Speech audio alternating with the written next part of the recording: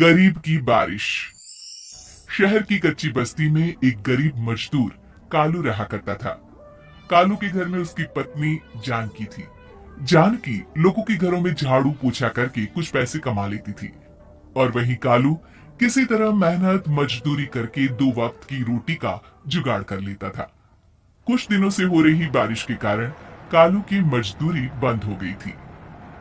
अरे जानकी, इस बार तो बरसात ने हद ही कर दी, रुकने का नाम ही नहीं ले रही। कुछ समझ में नहीं आ रहा, अगर इसी तरह काम पर नहीं गया तो 2 वक्त की रोटी का जुगाड़ कैसे होगा। अरे तुम चिंता क्यों करते हो, बारिश का क्या है, एक आध दिन में रुक जाएगी और उसके बाद में फिर से काम शुरू हो जाएगा। अरे 3 दिन तो हो गए, बरसात तो रुक ही नहीं रही है और आगे भी रुकने के कोई आसार नहीं दिख रहे। तो क्या हुआ, तुम्हारा काम बंद हुआ है ना। मैं तो अभी भी लोगों के घर झाड़ू पोछा करने जाती ही हूँ। मेरे पगार से कुछ दिन तो निकल ही जाएंगे। अरे घर का खर्चा तो हम किसी तरह चला लेंगे जानकी, लेकिन ये जो छत टपक रही है इसका क्या करेंगे। ये बात तो आपकी सही है। हमारी झोपड़ी अब काफी पुरानी हो चुकी है और इसके छप्पर में भी कई सारे छेद हो गए हैं। रात भर पानी टपकता रहता है। अरे मैं भी इसी बात से बहुत परेशान रहता हूँ, कहीं किसी दिन ज्यादा बारिश आ गई तो हमारी झोपड़ी टूटकर बिखर ना जाए। राम राम राम, ऐसी अशुभ बातें क्यों करते हो। अरे ऐसा कुछ नहीं होने वाला, ये झोपड़ी ही तो हमारा सब कुछ है। अगर यही नहीं रही तो हम जाएंगे कहाँ। ठीक है जानकी, जब तुम्हारी पगार मिल जाएगी तो कुछ पैसे बचाकर झोपड़ी के छप्पर की मरम्मत करवा लेंगे, शायद हमारी परेशानी कुछ कम हो जाए। ठीक है जी, अब ना ज्यादा परेशान मत हो। ये लो खाना खा लो और सो जाओ, सुबह मुझे भी जल्दी काम पर जाना है। जानकी और कालू अपनी झोपड़ी में सो गए। रात को अचानक से बहुत तेज बारिश शुरू हो गई। धीरे धीरे बारिश का पानी कालू की बस्ती में भरने लगा। पानी भरते भरते झोपड़ी के बाहर तक पहुंच गया था। सुबह के वक्त जब कालू और जानकी सोकर उठे, हे भगवान, ये क्या हो गया। बारिश का पानी तो हमारे घरों तक पहुंच चुका है। अब मैं काम पर कैसे जाऊंगी। रहने दो जानकी, तुम आज काम पर मत जाओ। ऐसे पानी से निकल कर जाओगी और बीमार पड़ गई तो लेने के देने पड़ जाएंगे। लेकिन अगर नहीं गई तो मालकिन लोग नाराज हो जाएंगे। आप जानते हैं ना, बड़ी मुश्किल से एक दिन की छुट्टी भी नहीं देती है। अरे लेकिन जानकी, झोपड़ी के बाहर तो पूरी बस्ती में पानी भरा है, तुम जाओगी कैसे। जानकी जैसे तैसे करके काम पर चली जाती है, लेकिन अगले दिन फिर से बहुत ज्यादा बारिश होती है और बस्ती में ज्यादा पानी भर जाता है। आज तो मैं तुम्हें किसी भी तरह काम पर नहीं जाने दूंगा। अरे अगर तुम्हें कुछ हो गया तो क्या होगा। ठीक है, तुम ठीक ही कहते हो, आज नहीं जाती। अगर मालकिन नाराज हो गई तो मना लूंगी किसी तरह।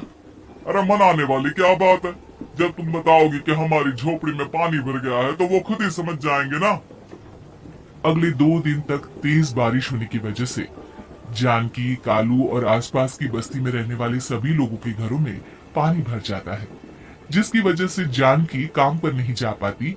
और 3 दिन के बाद जैसे ही जानकी काम पर पहुंचती है, कहाँ थी तुम, पिछले 3 दिनों से काम पर क्यों नहीं आई। मैम साहब क्या बताऊं, इतनी ज्यादा बारिश हो रही थी, हमारी पूरी बस्ती में पानी भर गया है और उससे भी ज्यादा तो मेरी झोपड़ी के अंदर पानी भर गया। आप ही बताइए कैसे आती मैं। इसका मतलब ये हुआ कि बारिश होगी तो तुम काम पर नहीं आओगी। ना ना, मेरे कहने का ये मतलब नहीं था मैम साहब।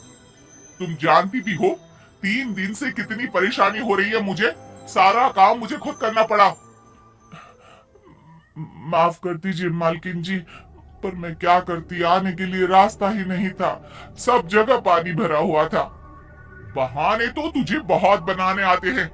जान की देख, अगर अगली बार ऐसा किया ना तो फिर काम से हमेशा के लिए छुट्टी। अरे ना ना मालकिन, ऐसा मत कीजिए। बारिश की वजह से मेरे पति की मजदूरी भी छूट गई है। बड़ी मुश्किल से घर में 2 वक्त खाने की रोटी का जुगाड़ हो पाता है। आप मुझे काम से निकाल देंगे तो हम क्या खाएंगे। अगर इतनी ही चिंता है तो फिर रोजाना काम पर आया करो। चलो अब जल्दी से जाकर घर का सारा काम करो। बारिश रुकने का नाम ही नहीं ले रही थी। पूरे शहर में बाढ़ जैसे हालात बन गए थे, लेकिन नौकरी जाने के डर से जानकी किसी तरह रोज काम पर जाती थी। एक दिन जब जानकी काम करके अपने घर लौट आई तो अचानक उसकी बस्ती में कुछ लोगों का शोर सुनाई दिया। अरे लगता है बाहर कुछ हुआ है, मैं जाकर देखता हूँ। हाँ हाँ, पता तो कीजिए, ये बस्ती में लोग इतना शोर क्यों कर रहे हैं? बाहर जाकर कालू ने एक आदमी से पूछा। अरे क्या हुआ भाई, इतना शोर क्यों मचा रहा है? अरे क्या बताए भैया, अपनी बस्ती के बाहर एक पुल टूट गया है और वहाँ पर एक कार फंसी है।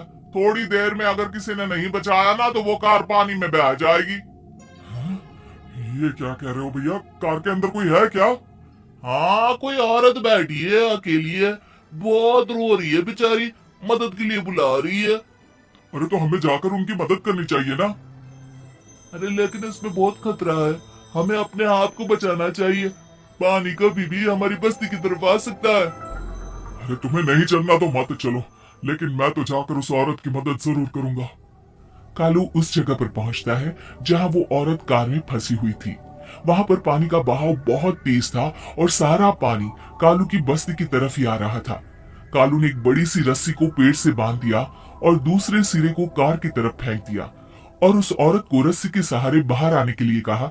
तभी वहां जानकी भी दौड़ती हुई आई। अरे ये तो मेरी मालकिन है, जिनके यहाँ मैं काम करने जाती हूँ। अरे मैडम जी, आप डरिएगा मत, आपको कुछ नहीं होगा। आपकी गाड़ी को भी मैंने रस्सी से बांध दिया है। थोड़ी देर में पानी का बहाव कम हो जाएगा, फिर हम आपकी कार को भी बाहर निकाल लेंगे। क्या तुम जानकी के पति हो? हाँ हाँ, जानकी मेरी ही पत्नी है, आपके यहाँ काम करती है ना। लेकिन मेम साहब, आप यहाँ पानी में कैसे फंस गई?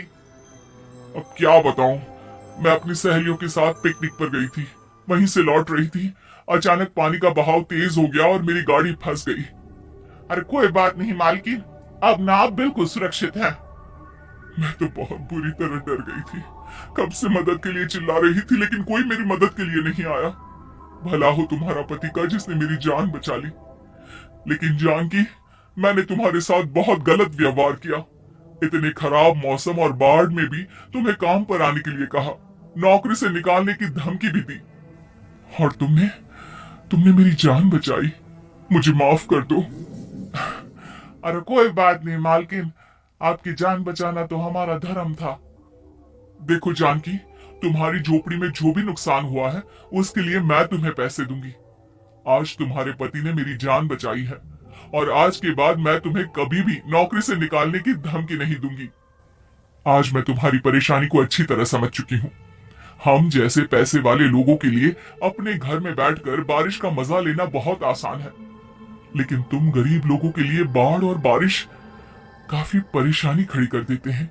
ये बात मुझे आज अच्छी तरह समझ आ गई है। आपका बहुत बहुत धन्यवाद मालकिन।